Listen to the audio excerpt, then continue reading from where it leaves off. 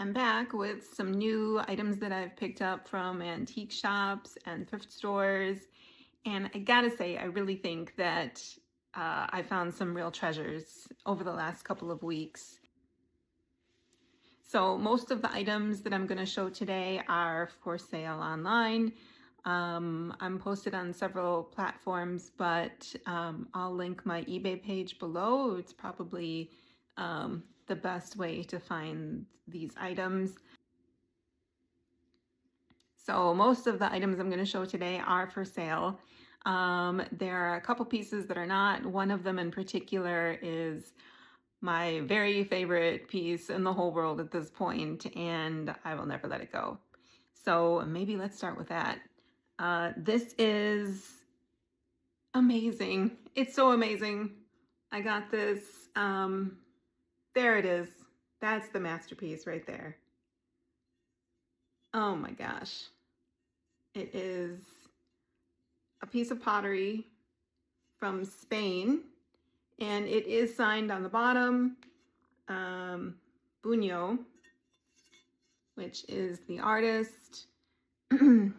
I got this from a woman on Facebook Marketplace, and understandably, she had a very hard time letting this go, and she does collect ceramic folk art, but she needed to let it go, and I was more than happy to take it.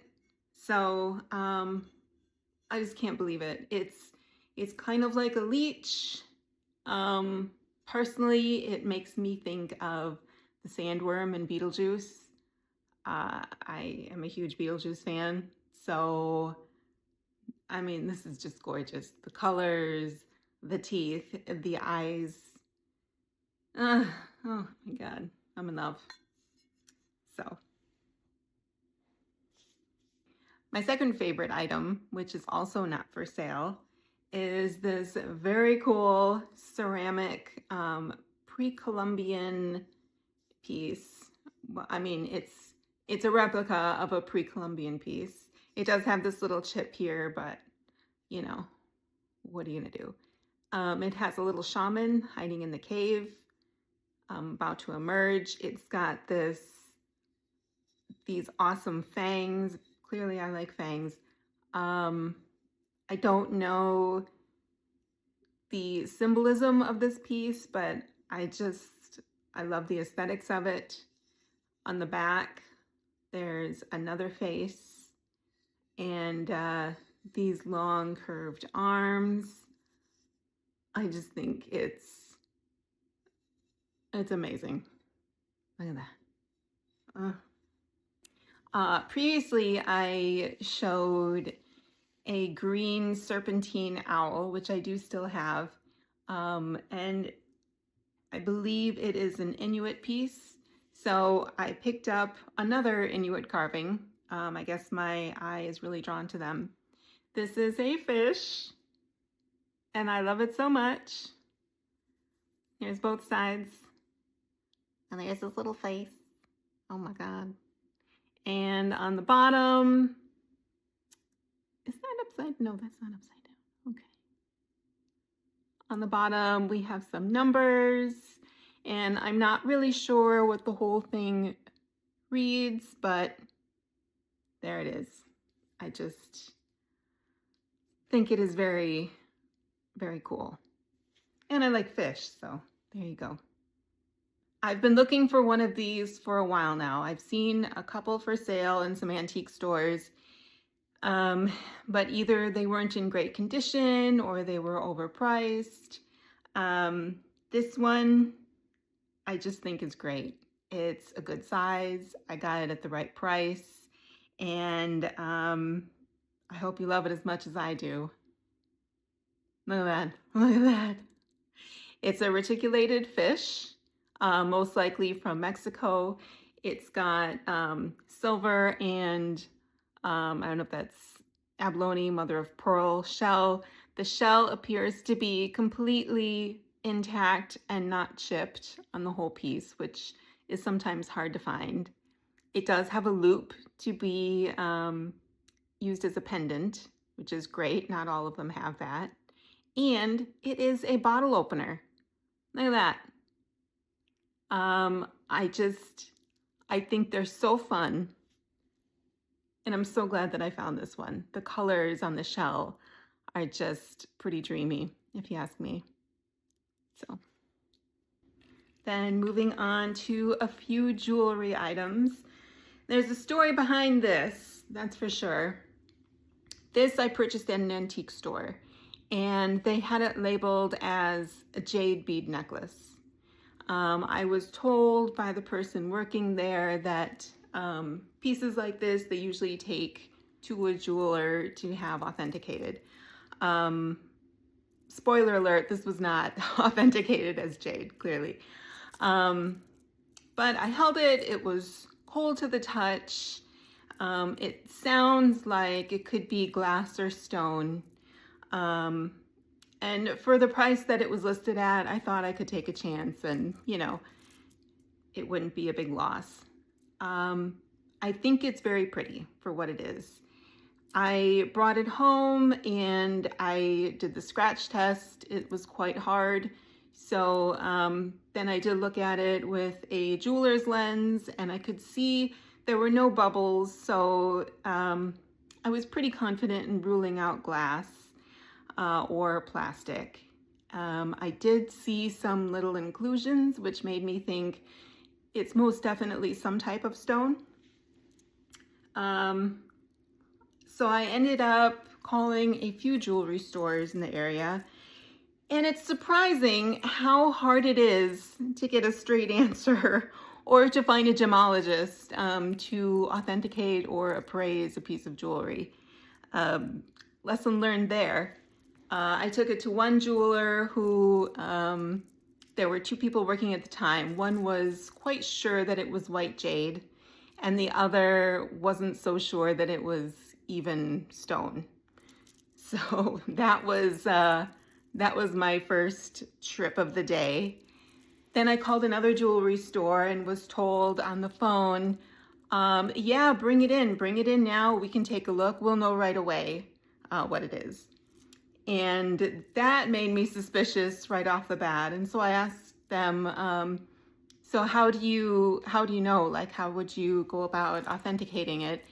And I was told, well, we have a lot of experience. We'll just know. Yeah, that should have been the big red flag there.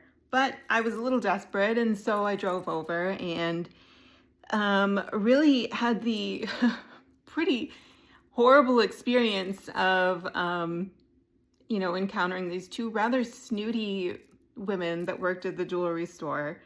The one took it in her hands and immediately said, no, not jade, no. And I was like, okay, how do you know? I'm just curious. And she said, well, it's not cold to the touch. Jade is definitely cold to the touch. And I thought that was kind of funny. I said, well, in my experience, these beads are cold to the touch. And it's like 90 degrees outside and it's been in my car. So, you know, maybe we could look at something else to kind of determine what this is. So she took out her jeweler's lens, as I had already done at home, and concluded that maybe it was plastic. And I was trying not to be offended, but it's not that it matters to me what it is. I just want it to be the correct answer. And to me, it was obvious already this was not plastic.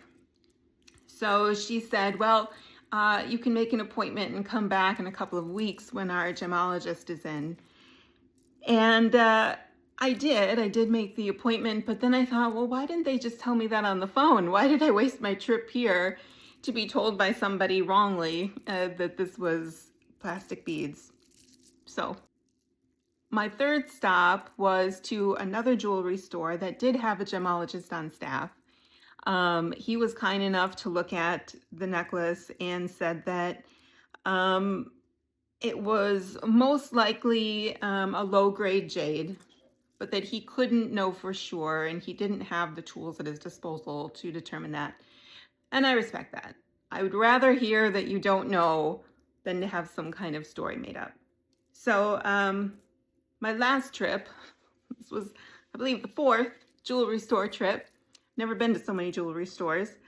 I had made an appointment with a gemologist who said that they could do, it was a particular kind of scan, and I don't remember what it was exactly, but she scanned the beads and determined that it was they're basically quartz beads. So now I know, and now I can price it accordingly, and I'm just glad to know. I think it's a very pretty color. The beads are not, they're uniform in size, but they're not quite uniform in color and translucency, which I think makes it unique. I like it.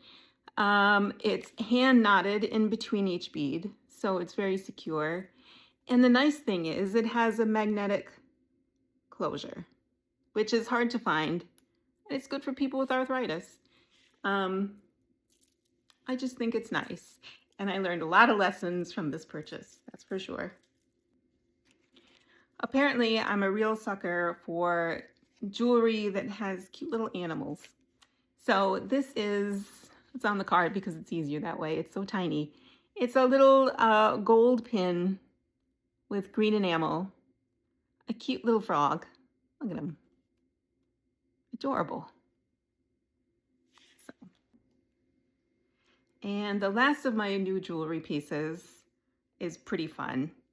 This is a gold plated ring with a cartouche, Egyptian style, and this is stamped on the inside. So it is from the Museum of Modern Art's King Tut exhibit from 1976, I believe.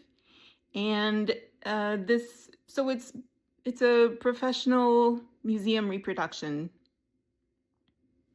I just think it's a really cool ring. I'm not sure if I showed in one of my previous videos, but a few weeks ago I purchased some little green scarab earrings, and I think this would go really nicely with those. I also purchased some other items that are either on my wall or too big to hold in front of the camera. So it's time to take a stroll through my living room to take a look at those items. So this is a Greek Cycladic idol. It's about 25.5 inches tall. It is solid wood. It might be ebony, I'm not sure. But it clearly had a meaningful design when it was made. And it's also clearly a replica of something very ancient. You can see that there is kind of a crack running down the middle here, but I don't know. It seems to be in pretty good condition other than that. It's definitely not going to split in half. It's pretty solid and pretty heavy. Just show it from every angle. Here's the side. There's the back, and here's the other side. I found some really amazing wall art pieces recently, and this is one of them. I believe the artist is Siggy Pineda, even though the initials are JM up in the upper right-hand corner. From what I could research, it may have been a custom piece done for a client, and this was possibly their initials. You can see that it's got, I think, brass or copper, I'm not really sure. This might be some kind of stainless steel.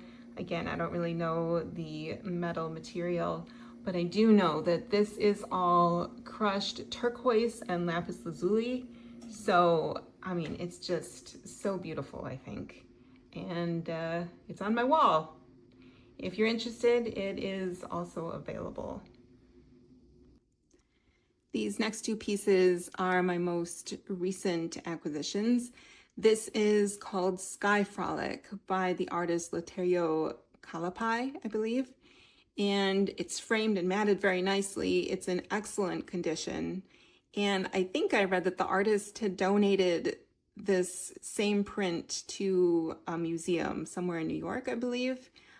So this print is 8 out of 75, and I think the color is really beautiful. And it's just, I like that it's kind of got this circular form. I'm not an expert, so I can't say more than that, other than I like it, it's in great condition, and I'm glad it's on my wall right now. Second piece is right next to it. This is actually by don't mind the plastic, we had a little leak from our ceiling, so that's being handled.